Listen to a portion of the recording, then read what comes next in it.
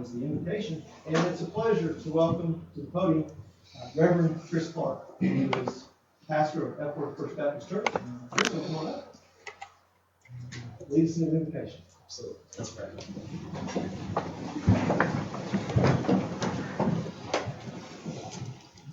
Father, we come to you tonight and we just thank you for your many blessings in our lives and how you have blessed our schools. And Father, we just thank you for our school board and how they work to serve our kids and our children in so many ways.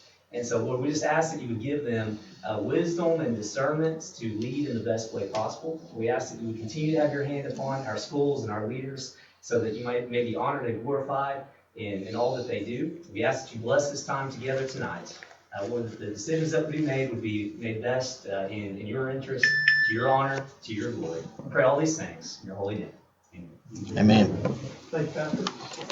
And also leads in our pledge is Fannin County EMA Director Robert Grant.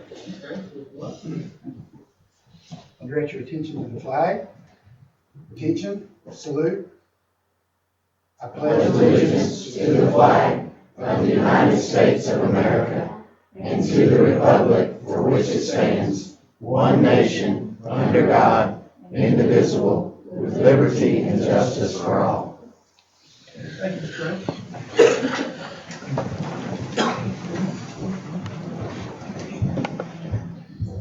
Board, first item on the agenda is for us to approve the consent agenda. So let's look at item 4A is to approve tonight's agenda, and with it is item 4B to approve the minutes. Mr. Inslee, if you please open up the minutes from January 9th, 2020.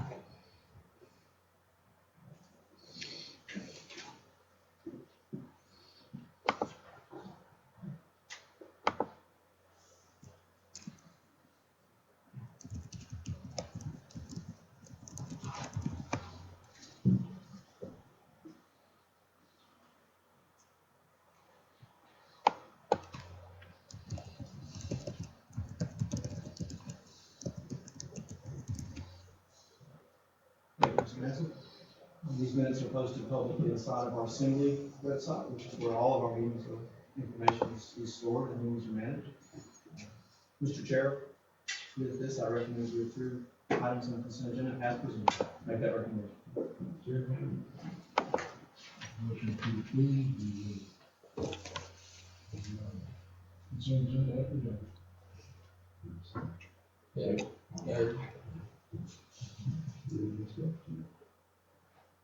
All in favor? Thank you. Next item, number 5, special recognitions. And, we have 2 of those this evening. The first one, I'm very proud of folks that do research. Let's look at number 1 there. Let's open up that Miller Robinson article. I'd like to welcome up to the front. This is from the recent edition of the newspaper here. You can see 2 researchers here that did some research on bats. And I'd like to welcome up to the front Ms. Katie Robertson, teacher at West Fannin Elementary School, and West Fannin Elementary School SGT member Jocelyn Miller. Welcome and come up to the front and tell us about your research. Well, it's Jocelyn's research, a lot of it. Our kids, we started reading, we read a book called Stella Luna. It just started from the story, and one of the students in my class, am I allowed to say their name? Former student, anyways, had just put up a bathhouse at their house, and I had never heard of that, so that kind of just pushed it along. So I called Jocelyn. It turned into a project. So it was, by the time this article was printed, it was about a 3-year project in the going. And Ms. Robertson had done it with 3 separate classes that came through her first grade classroom.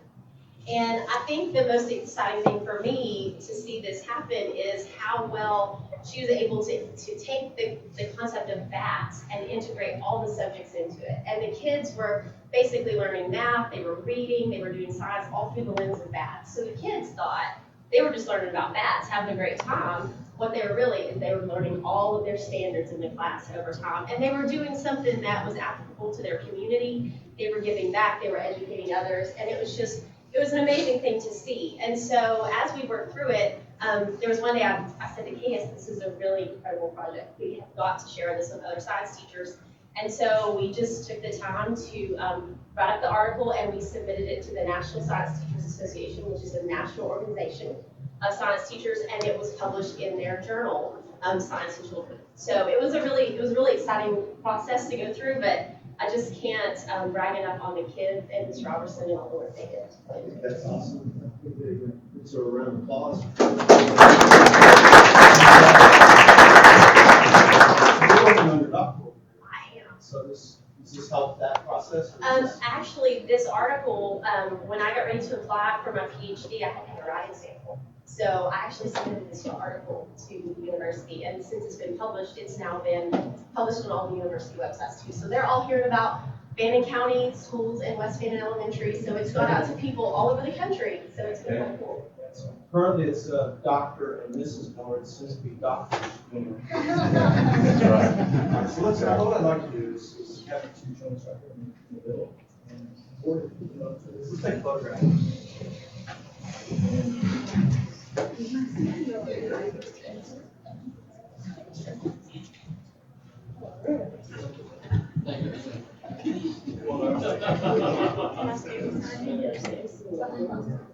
Alright. Perfect.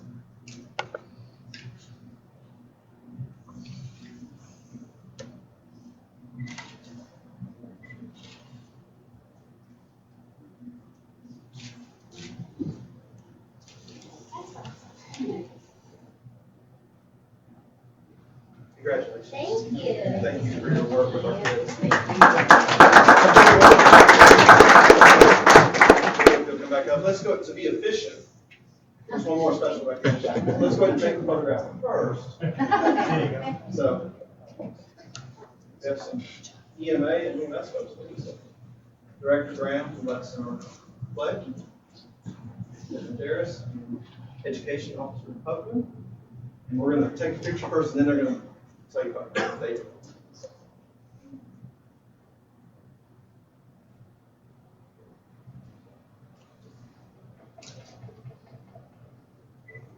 Hang on a second. I'm sorry. Who's already taking a picture? Oh, yeah. Come on up here. Thanks. Yeah, Mason. You show up in uniform, man. Come on, Mason.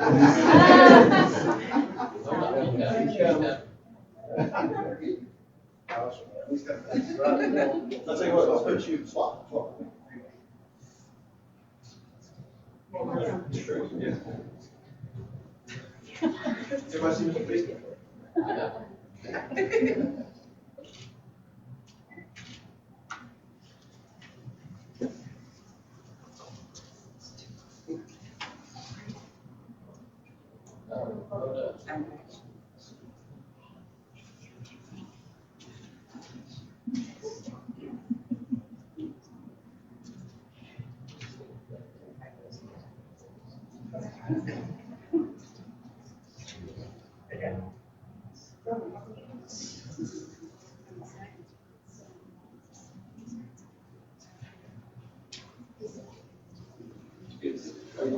Back in.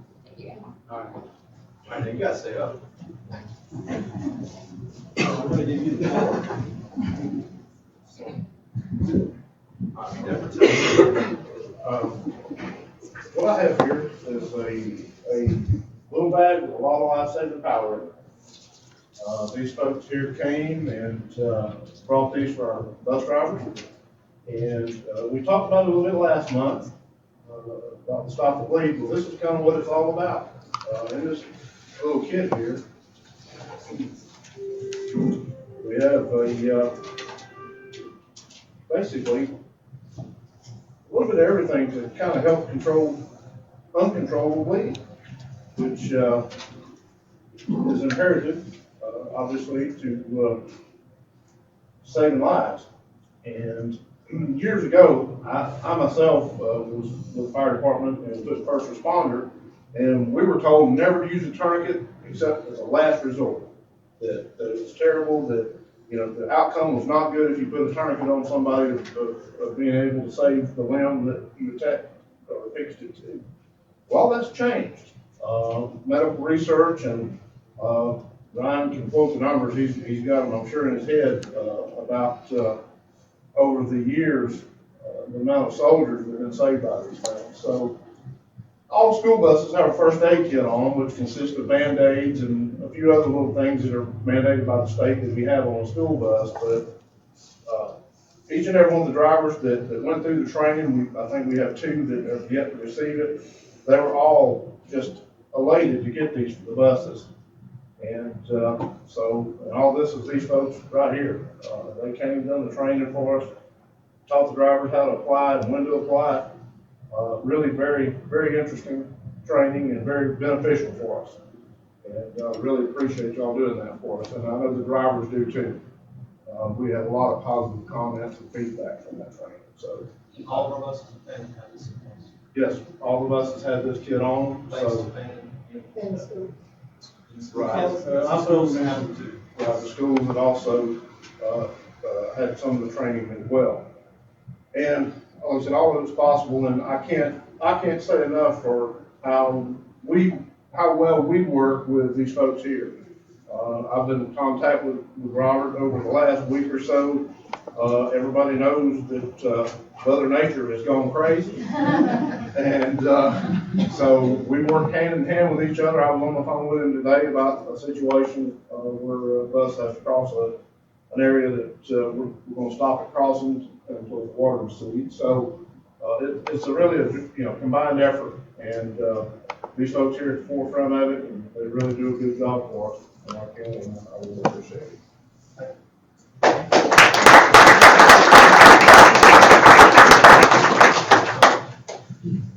Here. Yeah. Mention that. One of the best, one of the new features you may not have thought about was young boys shoot that. There were 5 games like awesome. So we never formed a regional park public with you have to know about it. I thought that they, that they age kids and other things. You are. Yeah, see that touches me. Thank you.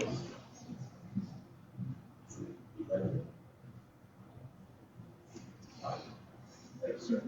All right, next item on the agenda is number 6. We have a rec department with a bus use request, Mr. Foster.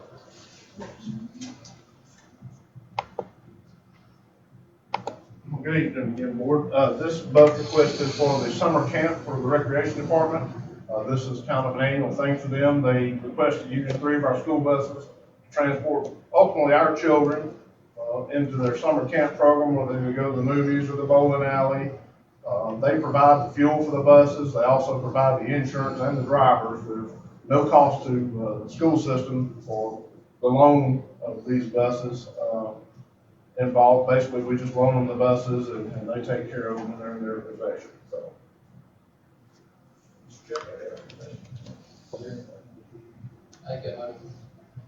Thank you. Thank you, Mr. Foster. Thank you. Next item, number 7, is the school governance to an update on development for Deputy Superintendent Betsy Hyde. Ms. Hyde, welcome. Thank you. How are y'all? Okay, on January 23rd, Blue Ridge Elementary met, their SGT. They had no facility use request, but they had, all of our elementary schools and our middle school are gonna go to the team club competition at Georgia College in Gainesville. So all of them have requested that for their field trips. And the alpha classes, all 3 elementaries are going to Georgia, Atlanta, Georgia Center of Puppetry and I Fly. So that's all 3 schools. And then we're going to the Nature Center and the Gold Mine. So those are the field trip requests. And then they discussed at their meeting about the Title I parent survey. They talked about their school improvement plan, and they talked about safety and the morning drop-off at school, and discussed that. So that's what went on at Blue Ridge. East Fannin did not meet in January, but they actually reached out and they approved for 4th grade to sell blood pops, and they started, you'll find out later, they've started some clubs, and they talked about that, and they got approval with that. West Fannin had no facility use request. request. They met on the 15th of January. They're going to Chattanooga Zoo, and the first grade is, and then they're going to go to, they have a request to go to Special Olympics at the rec department. And they talk about their school, all of our SGT sent a representative to, when they had the meeting to come up with a school calendar, all of them. So they selected which one of their SGT members were gonna go. They talked about school improvement plans, and then they had students present their STEM and STEAM presentations. And the middle school met on the 15th, and they had two facility use requests. One was for a cross-country banquet, and one we have the upcoming, Mr. Sullivan has, so Box Derby is gonna be April 25th, so they approved their, facility use request. Their, field trips, they have 3 FFA competitions, 1 TSA competition, and then their community-based instruction, they have 12 of those. They got those approved for the rest of the year. They'll have 12 trips to town where they take their students with that. And then their fundraising, they're gonna be at Zaxby's, and they're gonna sell signature chocolates. Susan Quinn came and did a great presentation about budgets and their accounts and everything. You know, the SGT people do look at their budgets and approve budgets and things like that. So she kind of gave them a little lesson on what they meant, what they did. And then they chose 2 representatives to be on the calendar committee. And then Fannin High School met on the 15th. And their facility use request is for a GHSA weightlifting competition, which is the end of February here, and then for district honor band, which has already happened at the beginning of February. For their fundraisers, or for their field trips, they had 5 FFA competitions, 4 band competitions, 3 FCCLA competitions, and then they requested Miss Ormby and Miss Dyer, who have the classes where they're going to be teaching, the teaching classes. They had 4 to go out into the elementary schools where their students to read, go to the elementary and read to elementary students and things. And then they have 3 TSA competitions. And their fundraisers, they have lots of fundraisers because of all the extra, and 14 extracurricular fundraisers that they got approved. And then Mr. Paget got one approved, which I thought was pretty neat. They're selling congratulations graduate yard signs, so we'll be seeing those around the county when we get closer to graduation. So that's a lot of stuff that they do every month. They're very valuable to us, and we really do appreciate it. So, any questions? Thank you. Item 8 is school applicants. Principal Matt Price, he's spending on the school. Mr. Price, welcome. Got to kind of conduct my way through here. Tell us what's going on. Board, I appreciate y'all giving me the opportunity to come talk with y'all tonight and just kind of give y'all an idea of things that have gone on since the last time we spoke. And so I'll start off with our professional learning and instructional supports. So I kind of broke them down by subject. For reading, of course, we've got our bookworms and differentiation and writing. And, you know, we base all these needs by, you know, of course, what our school needs. Science and social studies have done some project-based learning. Math, we've got unit assessments and then unit test analysis. And I've got STEM. I know that's not only math, but that's why I kind of let Metallic say it covers everything. But in technology, we've done a lot of Chromebook and iPad training with Brian Button. So I always like to mention our pre-K. I can't thank you guys enough for supporting us there. They've just finished, we've just had a great time with those guys, and our district director came through. He's a district director, am I saying that title right? Did a walk. I'm not. Sounds good. So she came through and had a lot of praise for what's going on in that classroom with Miss Rogers, and she's just done a great job. Miss Galloway with the Craddock Center, she comes in monthly, if not more, and works with our kids, and that's a great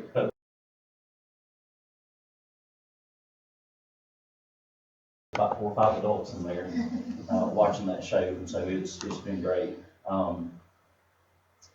Back in October, we had a literacy night. We had a camping theme. We were roasting marshmallows.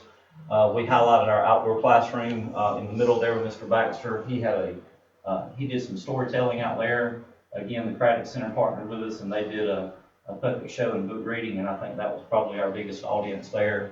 We had a photo booth, and so we had over 40 families that came, over 100 people, and so that's a huge population of our kids, and so we're looking at about 15 to 20% of our kids came, and that's good for an after-school event. And so last week we had a math night. We had about the same crowd. We had about 40-something families come. We went through 20 pizzas.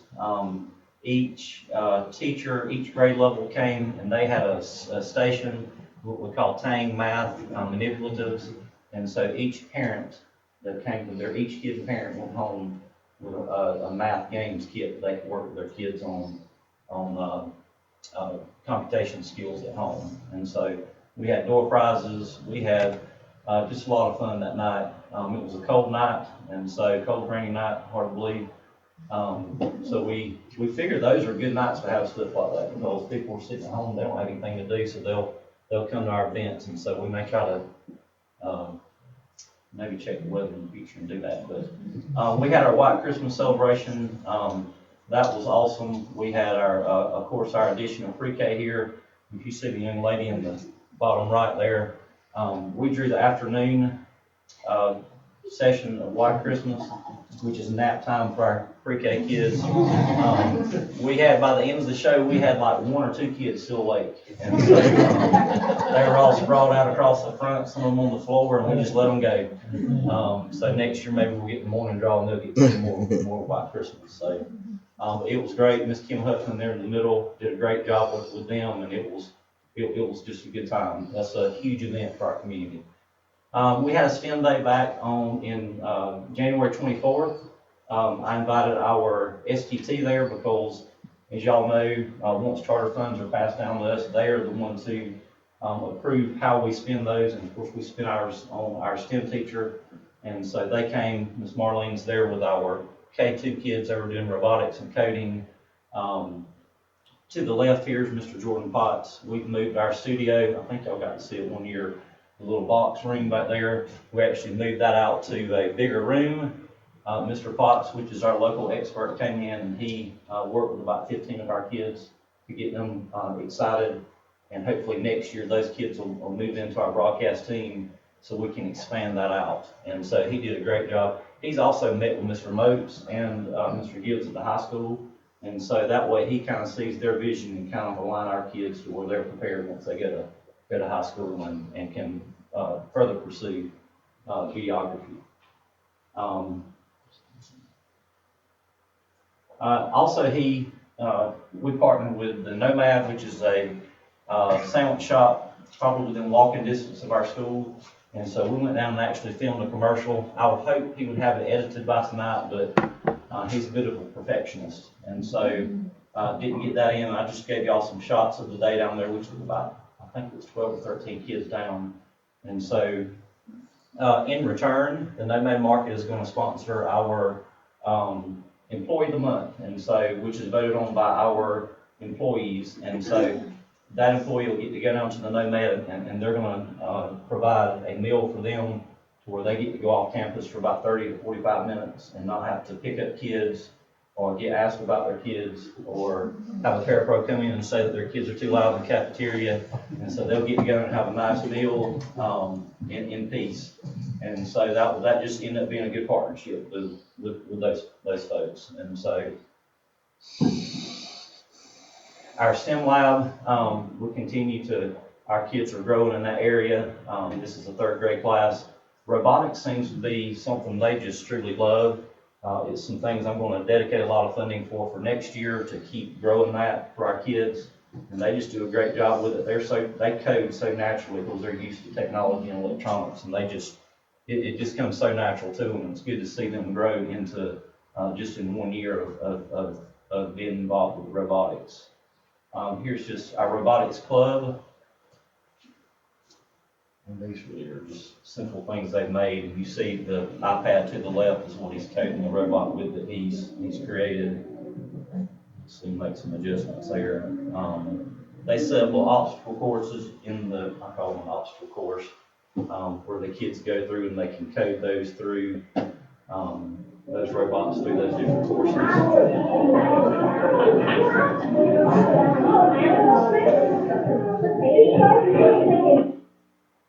The kids just get excited about those things. They love, like I said, it comes way more natural to them than it does me. Speaking of clubs, the robotics club is one of 5 clubs we have now.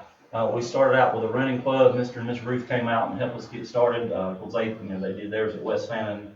We have about 45 kids who stay. Mr. Galloway's one of his kids comes there every Wednesday, and they get upset when we cancel if it's pouring down rain or something, because I guess those true runners, they don't want to miss a day, and so they get upset when we cancel, but we just don't do it in the flood and rain. Probably those dedicated runners do, but we're not going there yet. Mr. Miller started a chess club. We have about 25 kids stay for that on Thursdays.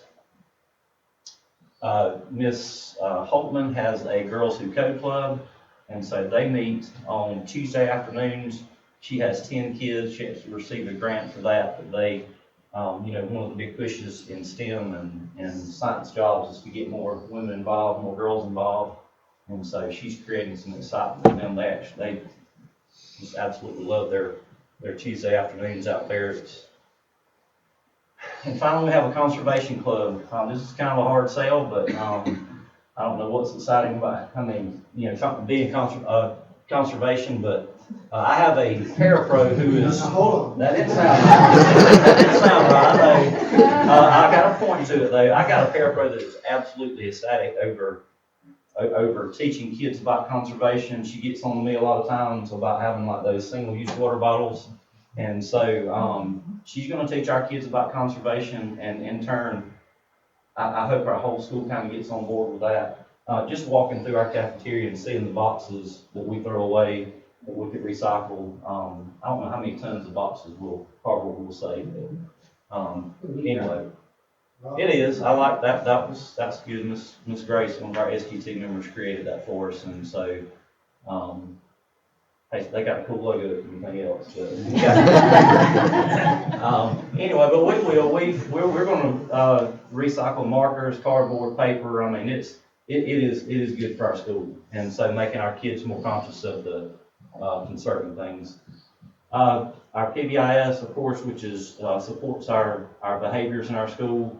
Our teachers have taken initiative and actually, we do some school-wide events, but they actually gear it towards their different grade levels. 3rd grade had a cornhole tournament, and so those 2 kids there, Mr.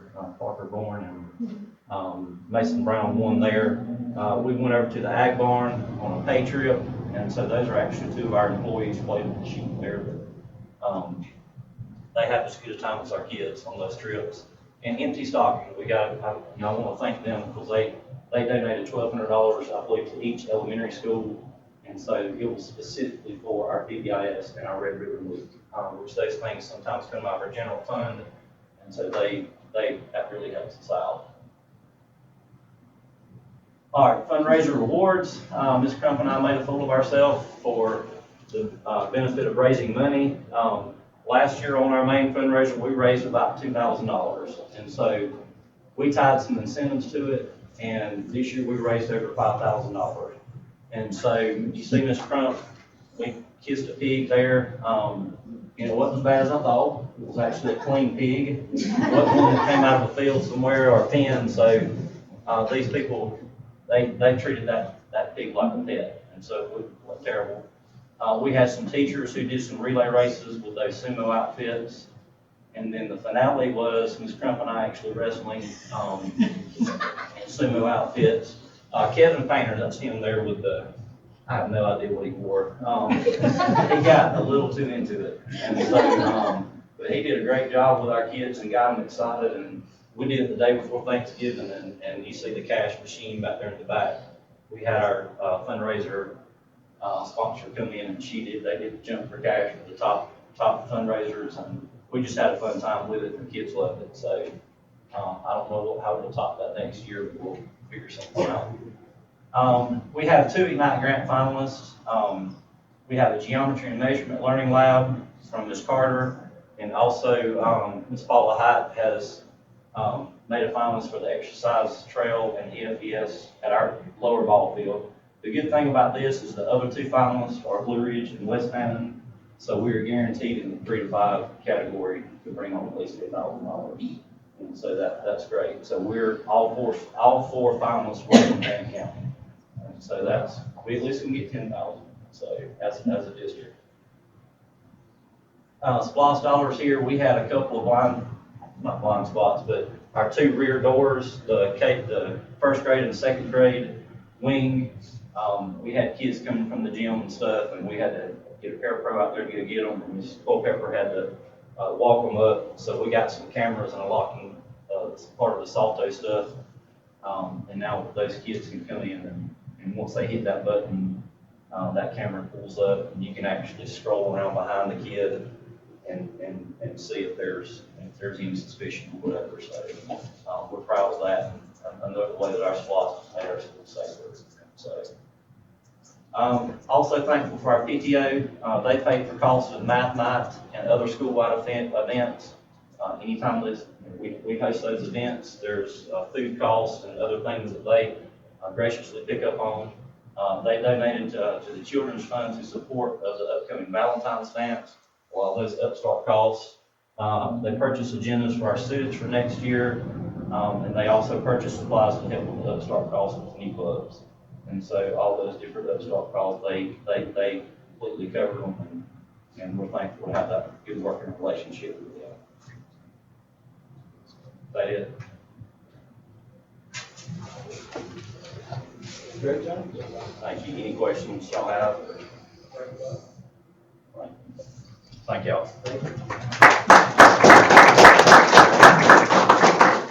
right, Mr. Banner, public comment? No, sir. Okay. Item 10, set date for 2020 prom and graduation. It's hard to believe it's that time. Joe, tell us about this. Yeah, it's actually, we're running a little bit earlier for prom anyways. Typically, towards the end of April, beginning of May, but we run into a lot of conflicts with some of our spring sports, so we're kind of getting started with state playoffs. So this year, we're going to do it April 4th, and what we're really excited about this year for prom is we're not going to be traveling to North Georgia Tech. We are going to be joined with Inola in Blue Ridge. If you had an opportunity to go out there over this winter time, they put up a tent that's 6,000 square feet where they provided some ice skating for people in the wintertime. That is now transformed to a dance area for us. We're offering our students a package deal this year where they can actually eat on property at the restaurant and attend prom. So from a parent standpoint, we don't have to worry about kids driving down to Canton or on the grass town and driving around. Some may still choose to do that, but now they'll have the opportunity to be on the same property and enjoy a great evening. It's a beautiful place. We did our senior superlative pictures over there this year. So we're really excited about that. So that'll be on April 4th from 7 to 11. And then we're going to have a culmination of all the hard work for our senior class on May 22nd. We just had our do right speech, don't forget how to finish, yesterday with our seniors. So we're looking for a good sized crowd at graduation. Obviously, plan will be for it to be in the stadium. If there's any weather, we would move our graduation ceremony into the new gymnasium. We have seating available in there, and then live streaming into the PAC as well. So we're looking forward to both those 2 events coming up. Any questions? Where is the prom being held? It's called Inola at Blue Ridge. It's on the way to Merciers. It's on highway. What's it called? So this was the name of it before I didn't know it. It's Merchants Home. Thomas Jones. Yeah, Jones. Yeah. It's in Blue Ridge. What it used to be, you gotta get back to what it used to be. What it used to be. Any other comments? We do an approval on this, so that's the recommendation to approve that.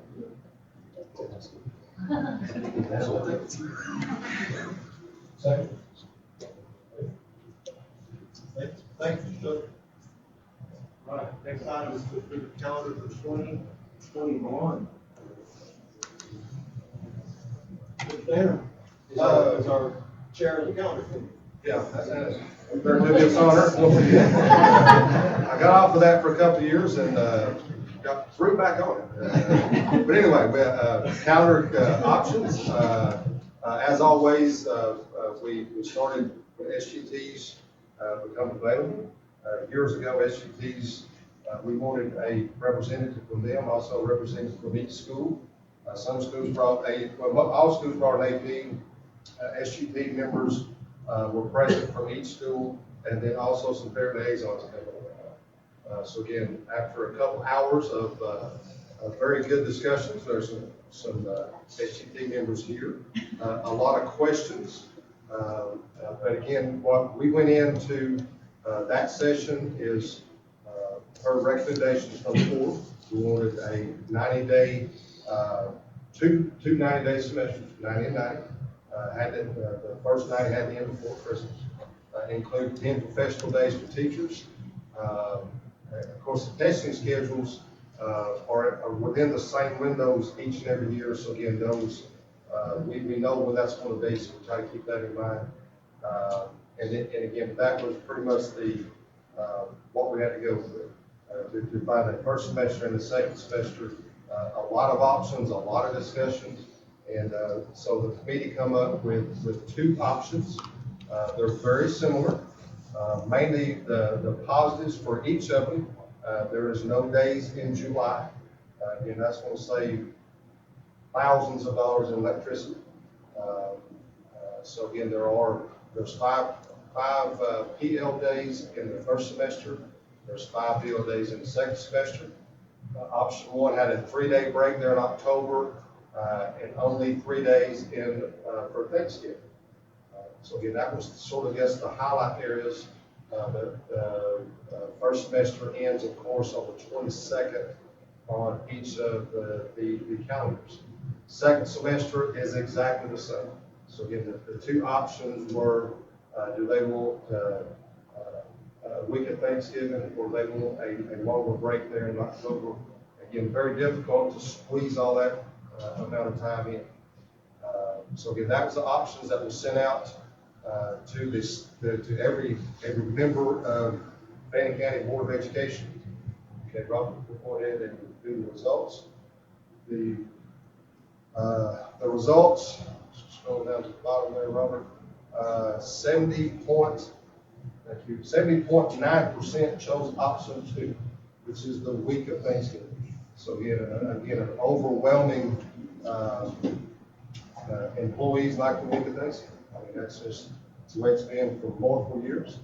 And so again, with that recommendation, again, this is voting from every department, every teacher, every administrator throughout the entire county. So that's what the staff for the employees of Fannin County have chosen for their calendar for next year. We do it with.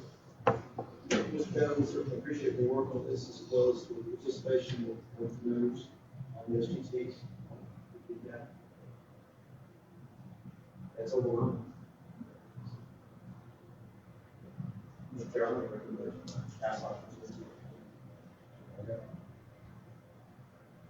Make a motion to approve option 2, 2020-2021 calendar.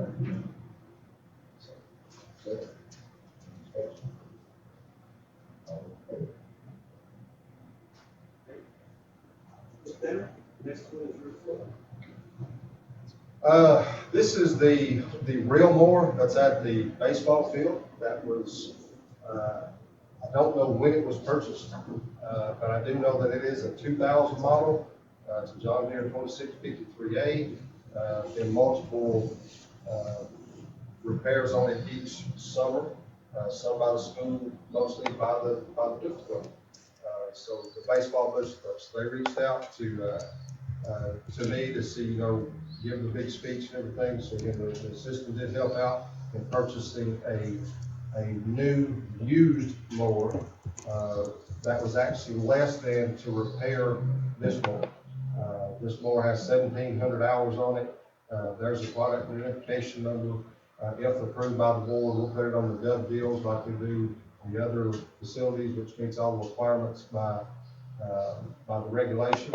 And, if that happens, if y'all approve this tonight, I'll get with them tomorrow, we'll get it on good deals and we'll lose that piece of equipment out of it. Mr. Chairman, I got anything? You have a second, any discussion? All in favor? Mr. Brandon, number 13, facilities. Facilities update, again, not a whole lot going on right now, with facilities. But again, I do want to brag on the maintenance department. As of this afternoon, 843 work orders have been completed. And, so again, that goes back from June the 17th, I think it was. So again, I appreciate the guys that, just don't know what to say. They're a good 6 God-fearing men. I want to say it's, actually, I can see, thank you.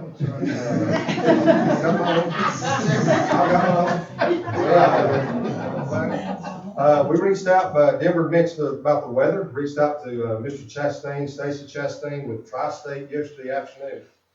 And said, Stacy, I know we got some bad weather coming in. I said, is there any way you can call me in the morning, whatever time, if there's ever outages at schools? And he said, man, you need to download our app. And I said, what are you talking about? So if you're interested, you need to go, you can do this personally at home, go to the App Store and download TSEMC, Tri-State EMC, Power Pal. That's an app on your phone. You put in your account number, and then if there's ever an outage, it will notify you on your phone.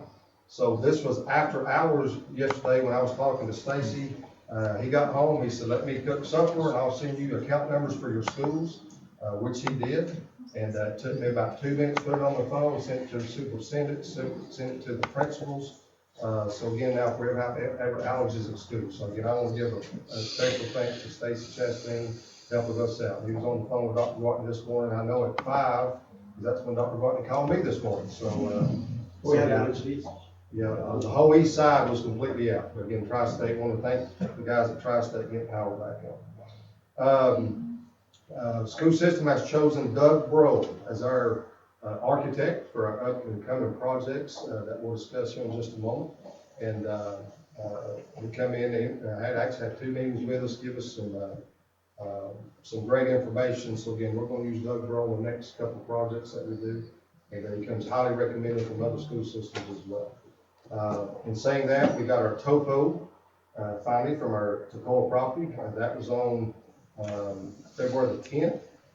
Actually about 2 o'clock in the afternoon, and at 2:05, the architect had those in hand. He's already given us a sample of what we give him, what we were looking for in a transportation department. And so again, I look very forward to working with Mr. Bro and his associates there. But again, it's Doug Bro and Bro and Associates out of Alpharetta. Okay. Number 14, so no approvals needed on 13. No, Unless sir. there's any comments or questions from the board. We'll move on to 14 then. Item 14. We do have to have approval from the board on this. So again, requesting permission to pursue a CM at risk for the transportation facility and also a staff development instructional support facility. I don't know if we're going to build both of those at the same time, but again, we have to have approval for somebody to oversee that project. And this again comes from a recommendation from our new architect. And then once we get this, we have to advertise this for 4 weeks and newspaper and on the procurement registry and everything. So again, once we have that in place, we can have that CM at risk help to come up with costs when we're looking at plans and everything else, and then we present that to the board as well. Mr. Bender, speak a little bit to the SPLOST, that this is coming in. This is SPLOST 4. We're still in 4. We are still in 4. We're anticipating hit the threshold in February of 2021, possibly in January. But again, Ms. Wynn can talk more about that. But again, we're right on schedule. And again, what is in SPLOST 4 is the transportation facility and the staff development that is in there. And so again, if we get that started in SPLOST 4, then we've got that also written in SPLOST 5 as well. And so the board is essentially asking for permission to begin the process to look at proposals. That is correct. What does pursue at risk mean? Just for the CM at risk is a construction manager. There's several different options you can use. You can do a construction manager at risk. You can do a general contractor. The CM at risk is going to be a better option for us. Mr. Osman, one. We have more flexibility with the CM at risk. Yes, ma'am. There are just so many advantages to a system like ours, to use a contract manager at risk, as opposed to having to bid out every single facet. We have we said that you have a fixed price with your contract manager, and then they're the parties that go out and negotiate with the subs. And because we all know what their bottom line is, then they're out there working very hard to make sure that they stay within budget, which, you know, there's no surprises.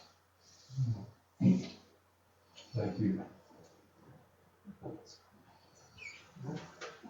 Mr. Chair, I make that recommendation on 1503, Commissioner pursue. I'd like to make that motion to pursue the city risk. Second. Any discussion? All in favor? Thank you. Mr. Fannin, thank you. And several are other. Item 15 is the 2020 U.S. Census is upon us. So I'd like to ask Heather Finley and welcome Christy Brewer. Welcome, Ms. Brewer. Yeah, thank you for having me. I'm leading Fannin County's Census 2020 Complete Count Committee, and Heather Finley is on the committee along with other community leaders. But the purpose of the committee is to educate the community on why the census is important and encourage everyone we possibly can to complete the census this year. So as a brief reminder, the census is a survey that goes out every 10 years, and it's a population count for the entire nation. So why does that matter for us in Fannin County? So Census 2010 was about 24,000 population. So we all look at those numbers in leadership roles to determine what we might need for our schools, road maintenance. I look at it when we're applying for grants, but ultimately it impacts federal funding that drills down to the state and local level. So one person that was not counted in 2010 equated to just under $2,000 lost. So that, correct, that's just one person. So that could equate to a lot of money that is lost if households aren't completing the census. So just a few things to consider. The census surveys will be mailed to homes starting in mid-March, and you will most likely receive a postcard with a code on it where you could make a phone call to complete the survey, or you can complete it online, but that code is important. Some homes will get a full survey in the mail that you can complete. So the survey itself should take under 10 minutes. It should be under 10 questions. So if you get a long survey in the mail that tricks you and you think it's the census and it's 50 questions, that's not it. It's Census 2020 survey. In May, if you have not completed the survey, census workers will be knocking on your door. So the gist of that is complete the survey. Some other ways that impacts school funding is special ed programs, school lunch, after school programs, and Head Start, just to name a few.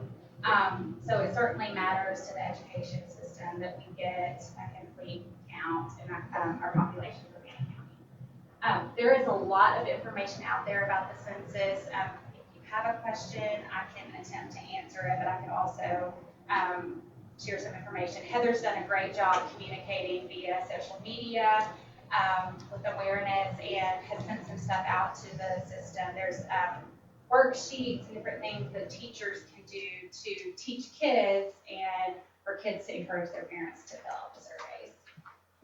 So, do you have any questions? Yes, sir. So if 1,000 people don't do It- 1,000.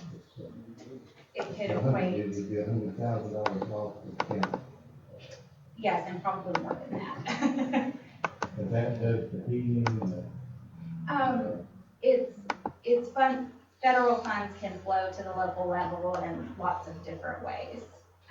But mostly through programs such as special ed, school lunch, Head Start, and after-school programs.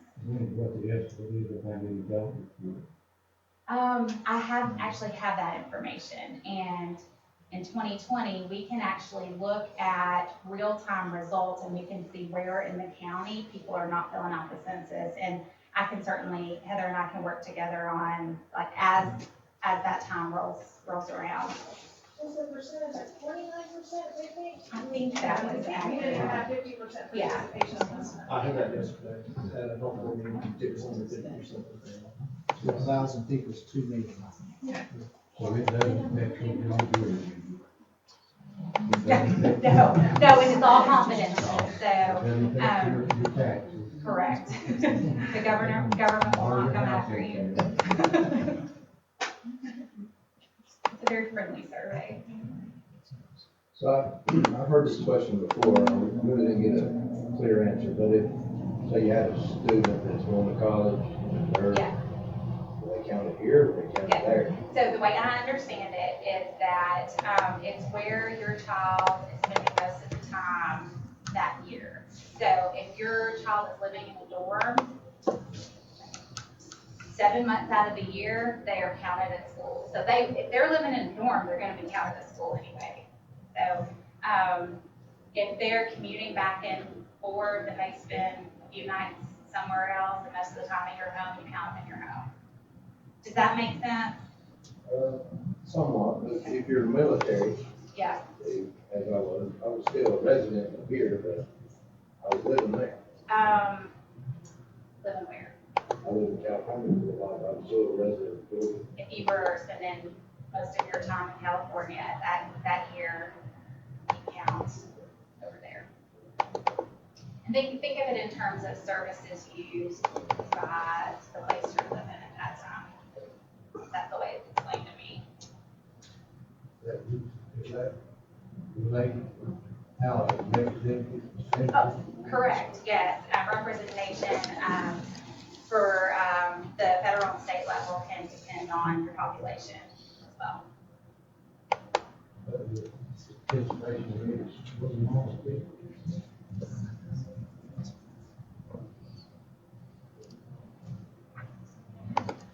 It's important to be account. Gotta tell everybody you know. That's why, we're partnering with them, to help us suspend this. Not only our county. Any other questions? Good presentation, thank you. Thank you. We appreciate your work on this. Thank you for allowing Heather to help. Thank you. Item 16 is to approve technology purchase of graphic panels.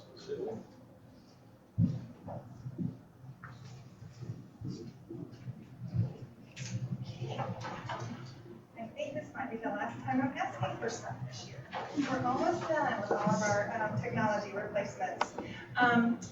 As we spoke last time, Blue Ridge was our big replacement for our interactive panels this year, and this is our next go round with them, and their total purchase was over $25,000. The cheapest and price we received from these was from CDW for 7, and the total, that's with all of in the kindergarten classrooms, we have them that lower them up and down. That includes all the mounting and everything for $39,555.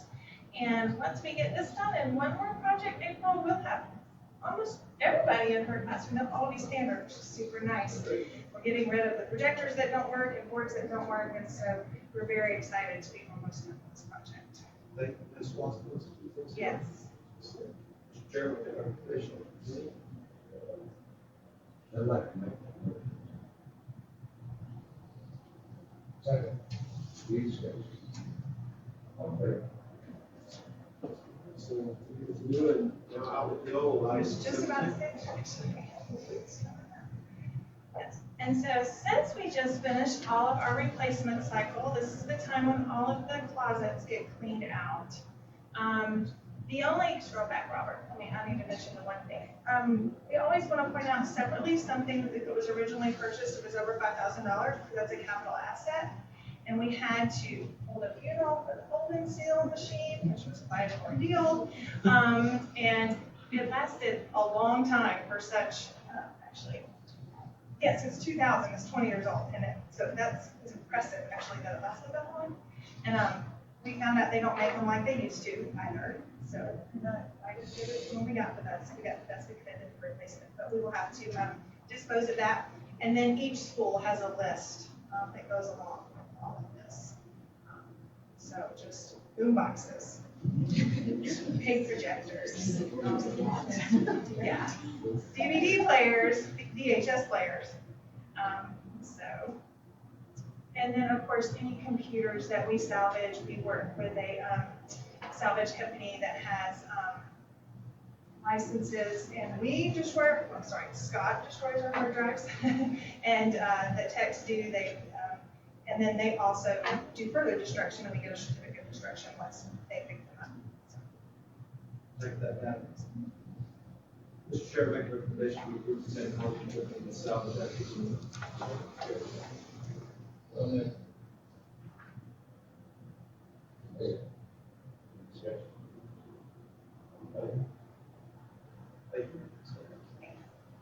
Ms. Nguyen, item 18, your school boards.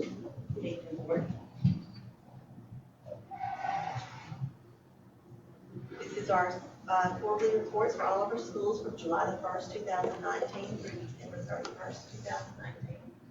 And this is our new software, the EPES, which is so nice to look at because then you can see every school. It's all uniform. And they sign them, send them to me, I review them, I sign them. We have their general fund, that's East Fannin. And each school has their general fund, each school has their fundraisers, their field trips. So they have uniform accounts, STEAM. So we have all their reports, just for Fannin. We have the middle school. And the high school is next. And that is the quarterly reports to present for your approval, which is required by the law. Quarterly basis.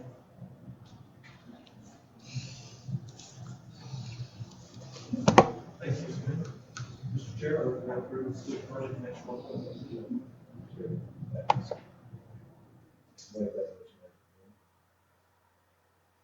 We have a second. Any discussion? All in favor? Thank you. Ms. Nguyen, on to the next agenda item, which is to approve the district financial report. Yes, sir. I present our financial report for December 31st, 2019. For the general fund, we are 50% of our fiscal year complete. Our local resources were, of revenue were at 66.22% versus 55% from the prior year. Our total revenues were at 58.93% versus 53% from the prior year. And our total expenditures are at 46.92% versus 48% from the year before. To help the financial report, Mr. Chair, I recommend approving this afternoon. One item. Second. Any discussion? All in favor?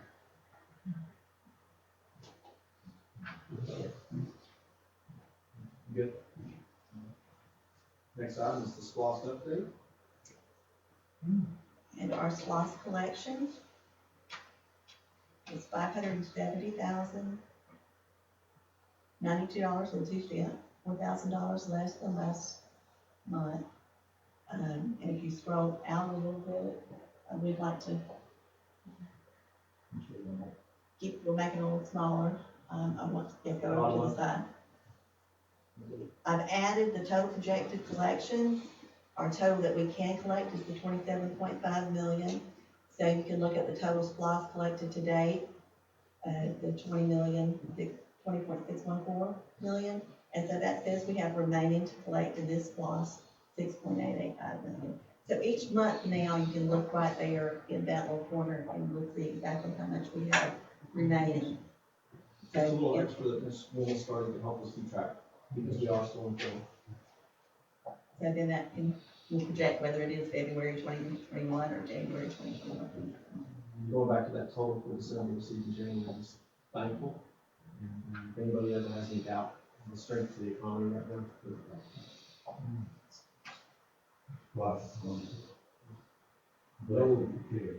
sorry. No approval was made on that, so we'll look at the next one, which is item 21, and you've got actually a formal calendar to present for approval, but along with this formal calendar, Ms. Wynn has prepared a PowerPoint, which she's going to share with you now, just to kind of review the budget preparation process. We're in that time of year. Ms. Wynn? Okay, I just wanted to kind of present where we're at and what we're gonna be considering. Governor Kent gave his second State of the State speech on January 16th, 2020. And for K-12 education, he noted that the state is proposing to fully fund QBE for the third year in a row and to reduce the number of tests, to finish the dismantling of Common Core, and to give the teachers the chance to teach. So some of his recommendations for the 21 budget include $2,000 for certified teachers, and $1,000 increase for non-certified state-funded employees making less than $40,000 per year, a 5% raise for transportation and food service employees, the Department of Early Care and Learning to raise the base salary schedule to give their certified teachers $2,000 more, and assistant teachers a 5% raise. $2.5 million for career, technical, and agricultural equipment, bonds for capital outlay and school buses, a reduction of $2 million to eliminate grants for GTAE and technology program. This was a recommendation in the zero-based budget report. Reducing school nurses by $103,803. So that was his recommendations starting off. And February 5th, 2020 was legislation day 12. Last year's legislation session concluded April 2nd, 2019. We do not know exactly when this year's legislation session will conclude. The General Assembly has paused the session and they're taking time to work on the budget. The session will return on February 18th, 2020. So that's just to kind of give an update on the legislation session at the moment. And where we're at, beginning our FY21 budget preparations, we are met with directors and principals. We are ongoing evaluating existing programs, proposals for new programs, and identification of state mandates. We're evaluating our personnel resources, including requests for changes to staff. We're looking at our operating resources, supplies, textbooks, as well as other program requests for our operating resources. And we have to determine what our financial resources will be with local, state, federal, and other grant revenue projections. And so, the good news that I can report as we start this budget season is we have a healthy fund balance, we are debt-free, and we're earning and not paying any interest. Here, I'm giving you sources of revenue from our fiscal year FY 2019, so it can kind of give you kind of what percentage we have in revenue. Property taxes is 40.08%. Our state fund is 35.05%, and SPLOST is 13.64%. And then you can kind of see this in a chart, which goes down to your federal funds, 7.48%, and continues on for the breakdowns. But what you can see is investment earnings for FY19 were 1.19%, but for our calendar year, due to our latest bank bid, which goes through June 30th, 2022, we earned from UCB $632,000. So for what does that mean? A mill in Fannin County is currently worth approximately $1.447 million. So the amount of interest the district earned during 2019 is worth between 43 and 44% of 1 mil. So our investment earnings have helped us to be able to go with our rollback rate when we adopted our FY19 mill rate. And then looking at I our, understand you say that the interest, the gang pays half of the meal. between 43 to 44% of the mill, yes, sir.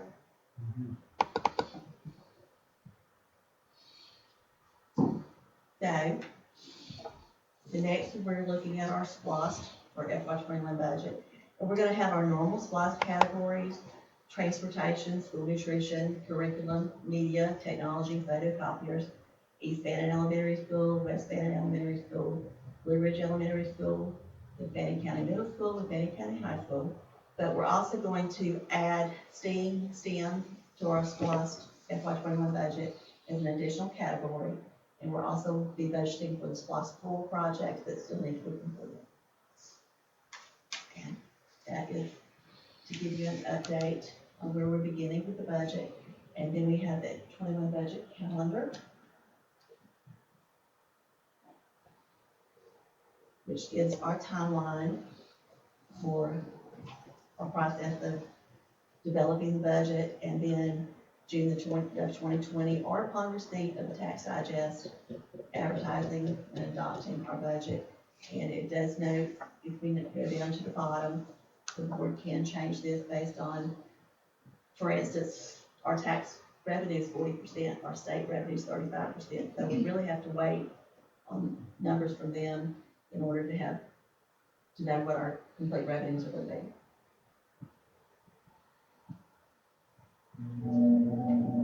That's the document. Yes, sir. Mr. Chair, I make a recommendation to approve the FY '21 budget calendar as presented. So moved. Second. Any discussion? All in favor? Thank you, Board. I think we're in a position that we're in where, we basically have been saving money since May with the accuracy. And again, it's that money in the bank that's getting benefit of interest during this time while we're saving money. And it allows us to pay in full any projects that this board chooses to pursue in the future. Earning money for interest and not paying interest on debt. Thank you.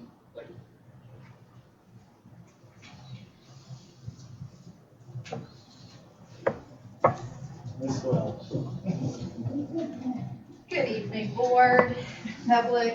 I'm sorry for what we're about to go through together. But this is getting to be an exciting time over starting at. I know some people are looking at that one of what?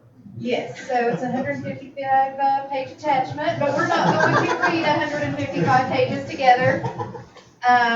Getting a look from places in the audience there. But we started this at our January we really started this process last semester. And as a system, we started reviewing our current policy manual and going through, because our last comprehensive policy review was in 2007. And so since that point, we've become a charter system, things have changed, and we wanted to be sure that we had the strongest policy manual possible. So as a result of that, we worked closely with our representative from the GSBA and Harbin, Hartley, and Hawkins.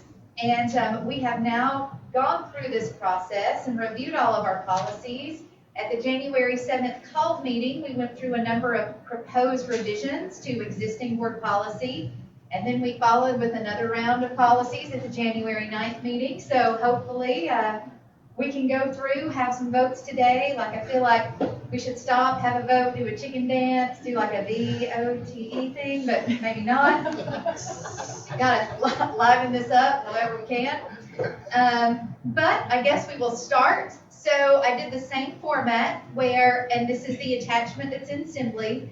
There is a 3-page memo. I call it, the memo to rule them all, sort of like a one-ring Tolkien reference. Got that? I'm sorry, audience, I'll move quicker. So I did the 3-page memo that outlines everything, and then.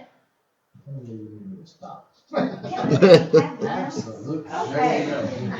That might end up, oh no, okay. Going a little smoother. And so, after we introduced the policies at those 2 meetings in January, we reached out for feedback. And so we forwarded the memos and all of the attached, revised, new policies. We sent those out via email to the district, to the SGTs. We've had it on our website. I made 2 videos that will hopefully be taken down very soon, where I explain the different revisions and new policies. And so if anyone wants to go back and watch them, we'll just let that one go. So they're there, but we have reached out, and as a result of that, we've had feedback, and so you'll see some of the changes as we go through. So at the January 7th meeting, we presented 32 existing board policies with revisions. 28 of those original revisions have remained the same, and so I'm going to scroll through these. Now, 28 policies is a lot to scroll through, so I'll ask you to bear with me. Policy BCBF, Rules of Order. Policy DG, Depository of Funds. Policy DK, Student Activities Funds Management. I mean, we can read the red parts again if you want to, but again, those have been read out and they're on video in They've case been you're read, wondering. and the important part is there's no changes as presented January 7th to take. Yes, Correct? absolutely. No changes. Policy EDBA, Special Use of School Buses. Policy EEE, Wellness Program. Policy GAAA, Equal Opportunity Employment. And scroll. Policy GAEB, Harassment. Important stuff. Policy GANA, Infectious Diseases, especially now when you can't buy antiviral masks anywhere you go. That's important. Policy GBRIG, Federal Family and Medical Leave Act. Most of these changes are due to changes in legislation, changes in terminology, that kind of thing, splitting the employees from the students' policies. Policy IDBA, Sex Education. Policy IDBB, Gifted Student Programs. Policy IDE3, Competitive Interscholastic Activities, grades 6 through 12. Policy IDFA, Gender Equity in Sports. Policy IDFC, Community Coaches. This one was mentioned at the first meeting, and it was presented in this version at that meeting after that feedback, to where it mentions the moment of silence and the national anthem as being encouraged at our sporting events. Policy IFBC, Media Programs. Policy IFBG, Internet Acceptable Use. Yay, I just see the looks of excitement. Everybody's so excited.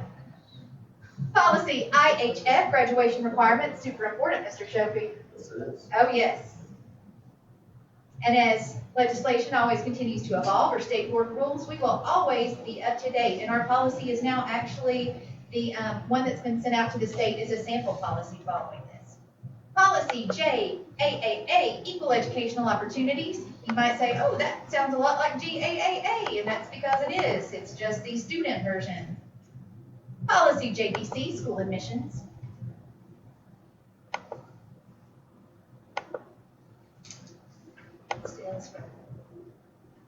Policy JBC1, Homeless Students.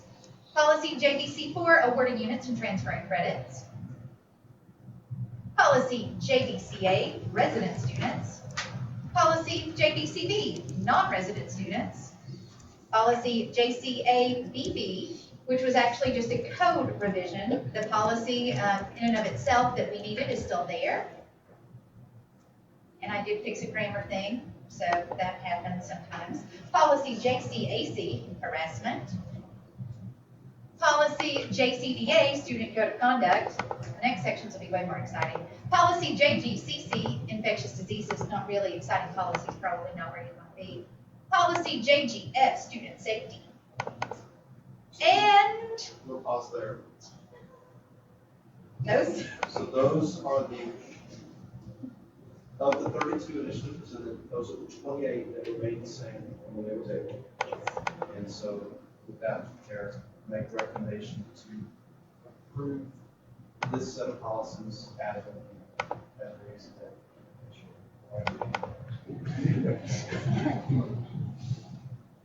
So moved.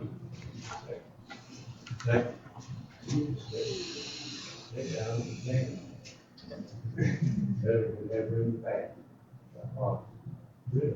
She's done a great job. Well. And with such enthusiasm. Yeah. All right. So that is the vote on 28. So we're going to do a second recommendation now, that is the remainder of that 32. All right, so 4 of those policies from the original January 7th called board meeting have changed a little bit. And so we're going to go through those and look at the new changes.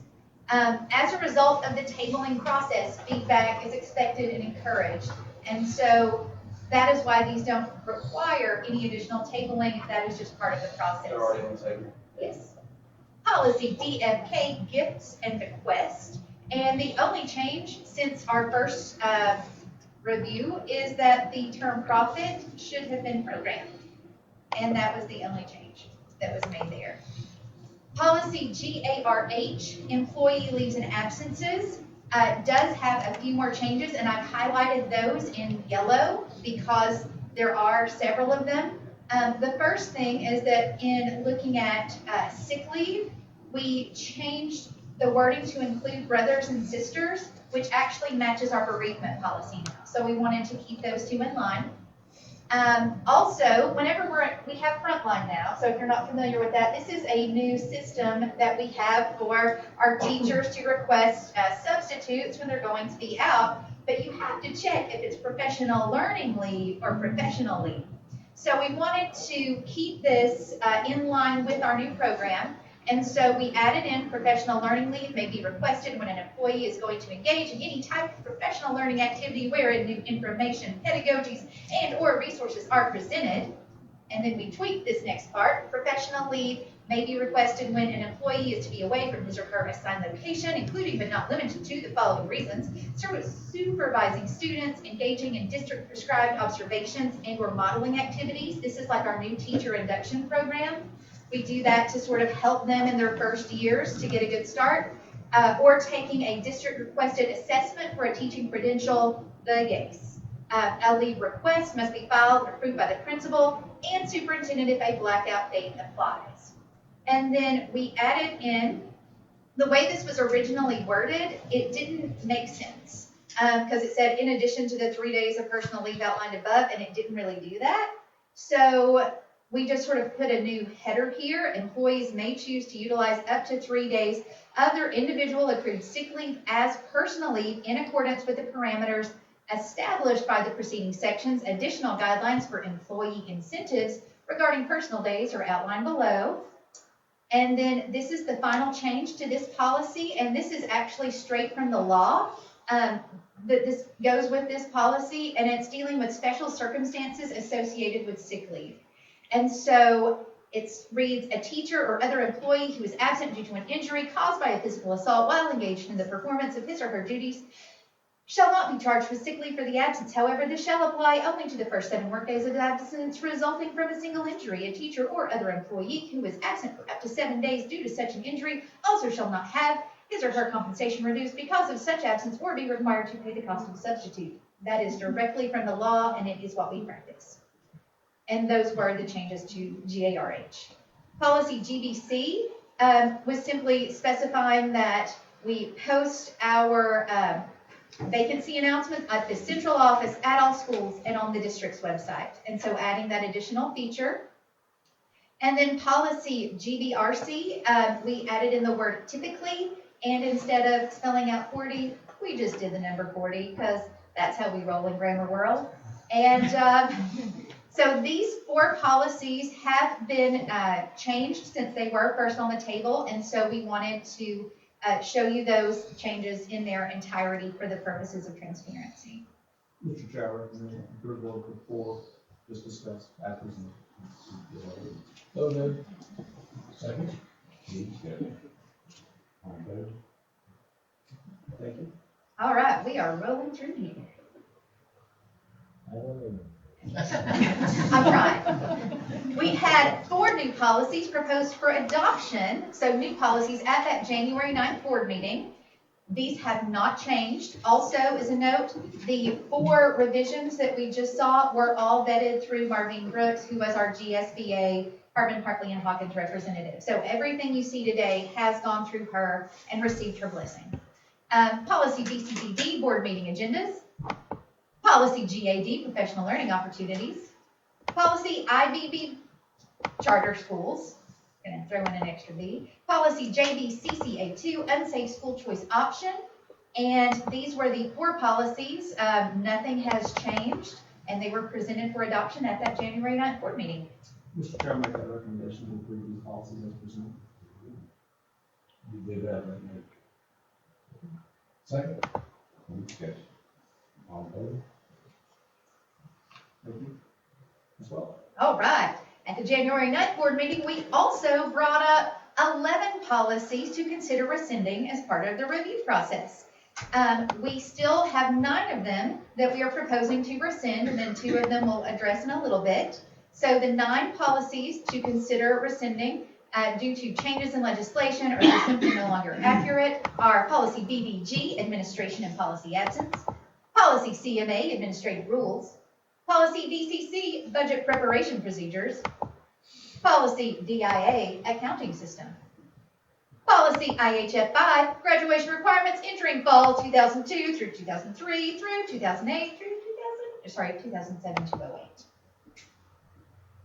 Followed by IHF6, graduation requirements entering fall 2008, 09, and thereafter. However, our new revised IHF will cover everything, all inclusive. Policy JBCD, transfers and withdrawals. Policy JCDAC, student drug use, and this is the one that the portion was recoded. So this part can be taken away. Policy JCDAF, use of electronic devices by students, because we have them everywhere now. And those are the, yes, policies to consider abolishing. Mr. Chair, I make that recommendation to approve these changes, which are rescinding policy as presented. 9. Yes, 9 policies. So moved. Second. Any discussion? All in favor? So 2 that were recommended to be rescinded previously were based on constituent feedback, re-review, and are now back as revisions. Yes. Okay. Yeah. They are back for us. They do not want to die if you don't want to let them. So, policy JKB, solicitations by students, is the first one. And this policy was originally pulled because of our SGTs, because we turned to a charter system.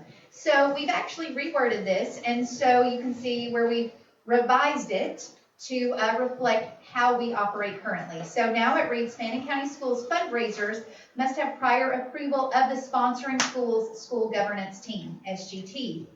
And then we've struck the whole central office thing because, well, they don't come here.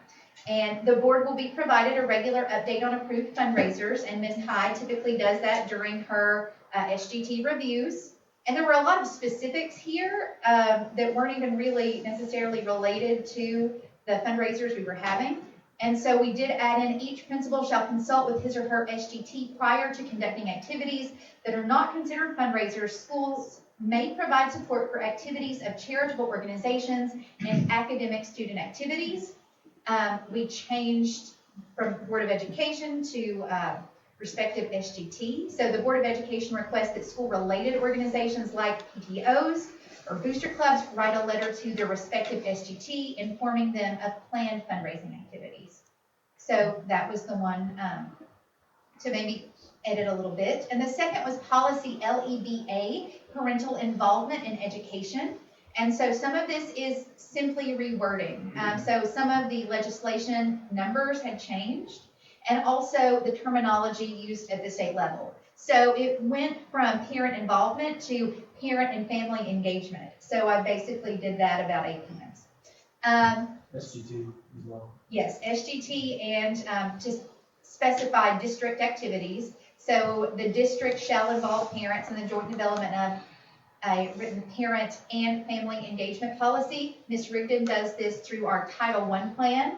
That's a huge part of what this is, and so this revision was done just to reflect those changes. So you can really see that I pretty much have just changed parent involvement to parent and family engagement, as well as changed board to district, because the district submits the Title I plan, and those were the revisions to LEBA.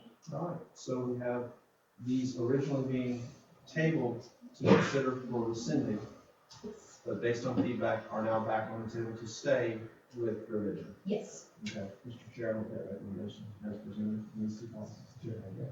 So moved. Second. All in favor? Thank you. Okay. Ms. Welch? We're getting closer, getting closer. The next two policies are the thorns that will prevent this from all ending tonight, but it's not because they're bad. These are two policies that were not originally on the table for review. In the first review of all the policies, they were not flagged as something that would necessarily have to be changed. To be honest, EDDB is just an editorial change, but in the sake of transparency, we're going to go ahead and put it on the table as well. So these two policies, the recommendation is that we table them for a month to consider these changes and at that time come back. So policy EDDB simply changes the term transportation manager to transportation director, our own Denver Foster, but we're not going to put him in, names in here because it's policy and you don't do that. Because then we just have to change again in like 30 years when Denver decided to leave us. And the second proposed revision is policy LDAJA. And this is the language recommended by Marvine in looking at how we interact with maybe some outside agencies, because we would never want to infringe on anything that they were doing. So it says that Fannin County Board of Education shall take reasonable steps to follow and enforce the general guidelines listed below to the maximum extent feasible. If a student were to be interviewed by law enforcement agencies or DFACs, prior to this it read a school administrator or counselor, and now it says an administrator or administrator's designee, to sort of take that burden off of the counselor when it might not be appropriate for that situation. And then instead of the school must, it should have express written permission. And down here it says the school employees may release a student to law enforcement officials or representative DFACs if the employee believes it is in the exercise of his or her professional discretion that it is necessary for the official or representative to discharge his or her official duties or is otherwise required by state or federal law. And so these are, again, from Ms. Brooks as far as suggestions for how we should revise this policy. So, These are reasonable. Mr. Chair, I recommend that we approve these to table. And so we will enter the table phase, but these will stay on the table for a month for legal citizen. And in the meantime, I'll advertise constituent feedback. Go back. Back that recommendation. So moved. Second. and the final part. These have not changed. 42 remaining board policies, so they have not changed. Yes, there have been no changes. These are in our policy manual. They were just fine. They got like a temperature check, 98.6, and we are good to go with these policies. They're cataloged. Yes, but if you would like to review, again, this 155-page memo at your convenience, you can just feel free to scroll through there and read all the fun policy action to your heart. And thus ends the mega policy meeting. Wow. I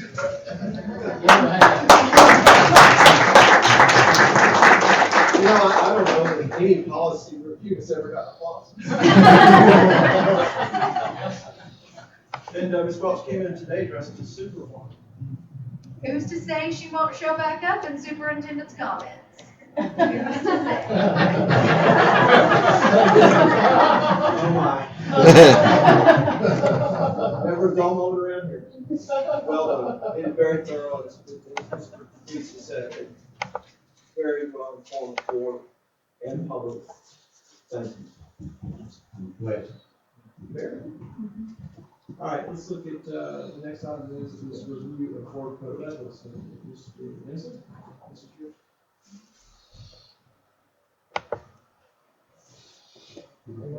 I'm sorry? They didn't have to vote on that. No, they don't vote on this, correct? No, that's correct. Those are just, again, just presented the information.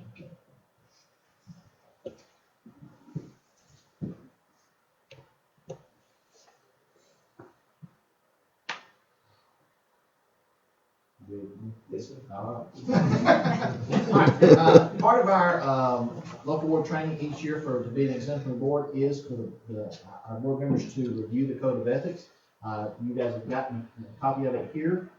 That did not change in policy. You can kind of flip through there and see all the different things and domains as you go through. And one of the things that we ask you to do tonight is sign off on your that you've received a copy of those, and that you'll have an individual sheet, and we'll actually turn those in when we make our submission to GSBA for the exemplary board. So those are in the folder up there, so tonight if you can take care of that, that will be great. So that is the code of ethics. And dates. The dates, this is just the two retreats that we've had this year. I think we're all probably a little more refreshed than we were last month, because we were on a long, wonderful day, but a very, tiring day, because we were all over the, county. And I'm just so thankful for you guys for being willing to do that. I hope you've enjoyed those. I'd love to be able to plan, do those again next year. One of the feedback that which is so impressive to me, is you guys want more training. And we've actually got Matt Cordoza signed up for summertime for him to come in and give us a legal update after legislation is completed. So we've worked with Justin Old, with Jaime Risa, and Matt Cordoza at DOE. And so we'll hopefully have that as well. Another additional is the board was going to take a visit to the Capitol. Correct. For the legislation day, and that, the rescheduled date for that looks like March 3rd. March 3rd for our district. So we will send out information, and of course, we'll back media to join us. We were scheduled for this past Tuesday, but with them being pause in session, they canceled. So we're hopefully going to be able to go on March the 3rd. Which again is more additional training. It's great for our board to be able to have representation. Okay. Mr. President, you don't need a recommendation to put it on the. I do not. The review of the annual self-assessment, we appreciate you guys going through it and looking at that. The template is there's quite a bit of questions that you have to ask, but I am proud to say, after I compiled all those results, all standards were satisfactory, which is very, very good. And I'm very pleased to say that, and we will have our external review coming up in just a few weeks on February the 25th at 4:30. Mr. Galloway and Mr. Fannin will be joining us on those days, and then I will be the county office personnel that will be taking that survey, and then we have 3 community members as well that will be taking that as well. That will help us kind of do an external look at our at the review of the board itself. It's good to do Jan Hackett. I have Jan Hackett from the Chamber, Stacey Chastain from Tri-State, and Chris Drill, which was just here. So we have those representatives that will be with us on February the 25th. Looking forward to that, and then we will present that at the March board. And after we get that, we'll get very, very close to submission. So excited about that. You need any approval on this? No, sir. Okay. Okay. The next one is that one of the things that you have to do is the board has to approve that you guys want to apply for the exemplary board status. And I think from everything that we've done this year, all the criteria, as you can see, this is the actual chart that we follow. You can see that we have to tie it into Ms. Rigdon with the strategic planning. We have the Georgia Vision project that goes along with that. We also have the assessment side where you guys are taking the self-assessment. We also have the external review that's going through that. Dr. Buckley's evaluation has to be done through this GSBA, which is already set up and we did back in December. The training requirements you can see across the board to be an exemplary. You have additional hours that you have to do. You guys are always doing that. They've already met them and we'll get more soon. Yes. Accreditation, which we tied back to the accreditation visit that we had last year. The board ethics, member ethics, which is tonight. fiscal responsibility. I know we just adopted the budget calendar, but we will actually go back to last year where we adopted it for this particular school year, FY20. And all these things that I will have document and submit for our status of the exemplar if you choose to do so. So we do need approval for that. That we pursue that. Make that recommendation. So moved. Before we move on from that item, it's nice to do the exams. And I received, if you'll remember on the last retreat, January, we had, of course, we had Brian's primary resources. We also had Cameron that was with it. And the purpose of that was to create a video of this board's retreat activity, which is unique among boards, and to use as the example for other boards, not only under RESA, but elsewhere in the state, as the example. And, this video was created the day of our last board meeting. We filmed it and it was edited, and by the time they have made this now as a promotion to share with other boards to encourage them to do what you're already working on. And so this time I left Spencer, you want to show the video? Great.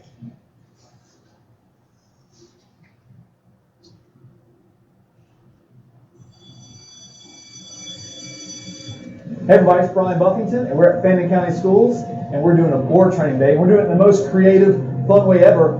Board members will be taking a bus tour. Check out the bus. And we're cruising around the schools, and we're talking about how schools are communicating a message, and also some of the technology initiatives and planning for the future. So come on board, come check it out.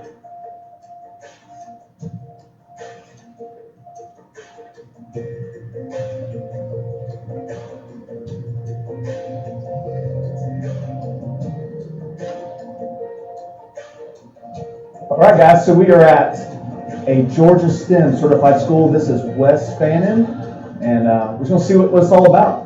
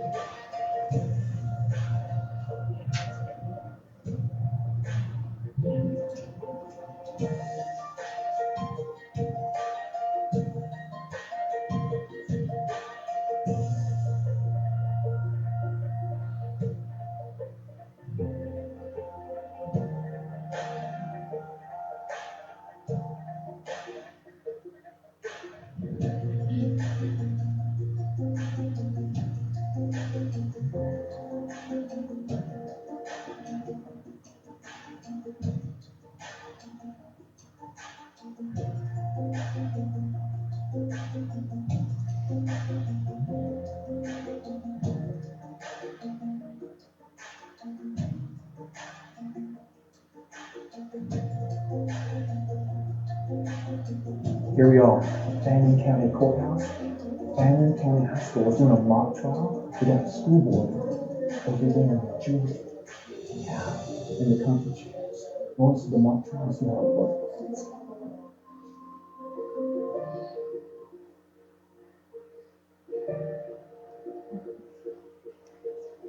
All right, so that concludes our board training, our board retreat at Fannin County School System. And we had the greatest time on this school bus. The Magical Mystery Tour is over, and you guys have a wonderful day. See you. Bye.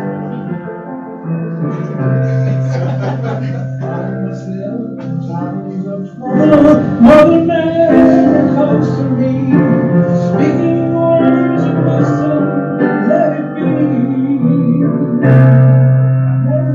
Mother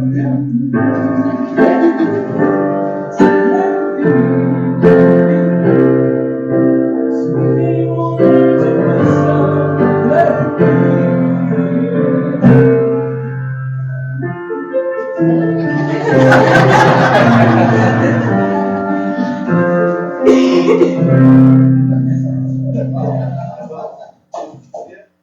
As you can see, we had a great retreat, and we wish we would have had the video because we did the other two schools at our first retreat.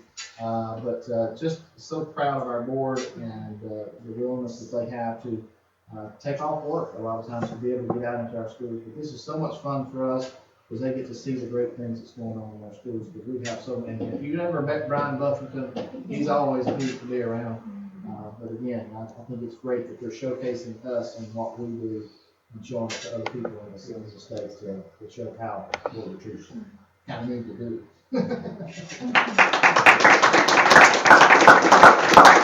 Very proud of our school and our cool professional musician down here. Next item, Chair, is, we did approve that, right? Yeah, we did approve, okay, all right, so we can move on to this executive session. Recommend executive session for real estate person.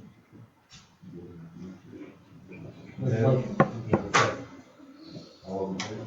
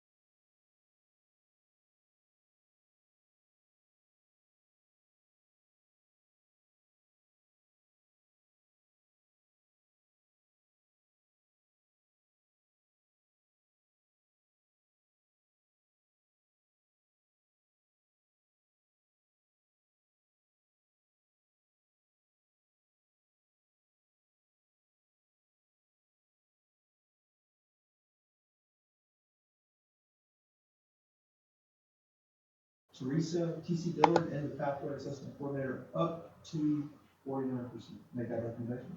So moved. Second. All in favor? Donald Mabry, custodian, make that recommendation. Second. All in favor?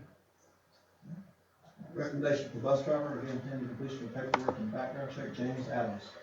Transportation Department, make that recommendation, Joe. I'll make that motion. Second. All in favor? Recommendation for substitute nutrition department, pending completion of paperwork and background check, Brittany and Lisa Johnson and Liza Summers, make that recommendation, Joe. So moved. Second. All in favor? Recommendation for substitute teacher, pending completion of paperwork and background check, Keisha Green, Morgan Helton, Catherine Knox Graves, and Taylor Ruffin, make that recommendation for all of them, Joe. So moved. Second. All in favor? Louis, and then I said. And recommendation for substitute clerical, up to 49% is needed for the recommendation. So moved. Second. All in favor? Okay, food personnel, that was the superintendent's comments, I've already been cautioned. I want to thank Reverend Chris Clark and also Robert Graham for coming in and taking part in our meeting, and thank the emergency services for their support. Jocelyn, Kate, I guess they're going home. Thank them. Is there anybody left in leadership? These two, yeah. Thank you for being here tonight. I want to give a special shout out to, at 3 a.m. this morning, we spanned without power. And Michael Pack and Lyman from Tri-State made a special effort to bring East Fannin back online, so we're going to score that. I want to give a special shout out to every lineman who risks their lives and gets out there and makes that happen, as well as Stacy Chastain out of Tri-State for their help, as well as the road department, who was out very early cutting trees so we could have school back. Couldn't do it without them. A special shout out to our bus drivers who have been driving in some tough conditions. We've had rain, we've had torrential rain, we've had more rain, and we've had snow, a lot of snow, more rain. Gotta love living in the South. And give a special shout out to them, as well as our principals and our custodians and also our support staff, because when we do delayed starts, those personnel come on in as safe to do so at normal time to make sure that things are in place and safe at their schools when the kids arrive 2 hours late. They come to work on time. And give them a special thank you for doing that. There's a lot to staying safe at school, and a great amount of that involves our computer network. And the technology department deserves a special shout out. They have done a massive behind the scenes overhaul of the network. I didn't even recognize with that one.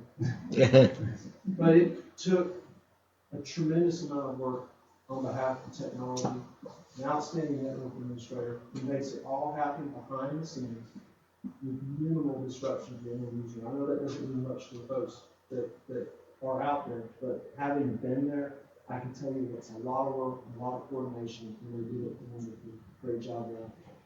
Matt, I enjoyed your presentation. Well, that's not.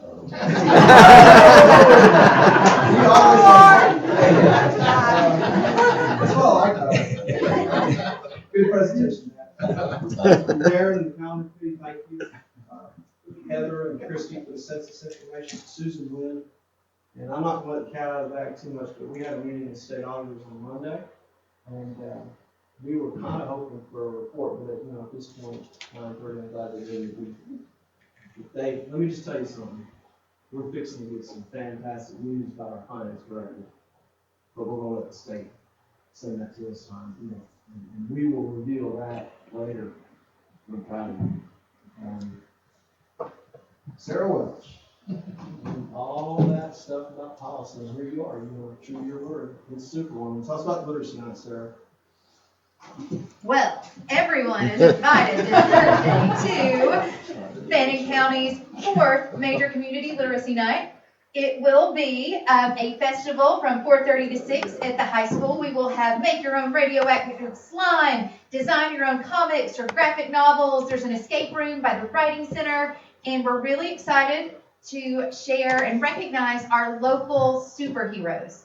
So our EMS, our firefighters, they're gonna come set up, kids are gonna be able to see the fire trucks, and we're gonna be able to say thank you to our local superheroes. And then at 6, the SWAT is partnering again to see Spider-Man Into the Spider-Verse. So it's going to be a great night. As we discussed earlier, they have funnel cakes at the drive-in, which is always really exciting. And we would love to have all of you join us that night without costume, either one, you know. Good job, Sarah.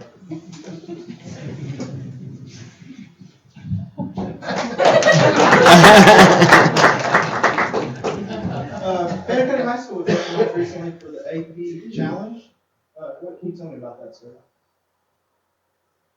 That we are awesome with our AP offerings, and we did a great job. No, they did. There are 2 groups at Fannin County High School. I want to do a special shout out to Fannin County High School wrestlers that are currently involved in the state. We're supposed to wrestle around 2:30 today. I haven't heard that once. And also, 4 kids going. our Lady Girls basketball team, they're in first round state tomorrow. Not Westminster, no, 32. So they play at Westminster. Yeah, I'm not mistaken. That's correct. Awesome. And then finally, Robert, you have been a great leader of this exemplary board process. I'm proud of you. Thank you. Board, you're beyond exemplary. Very proud of you. Happy Valentine's Day.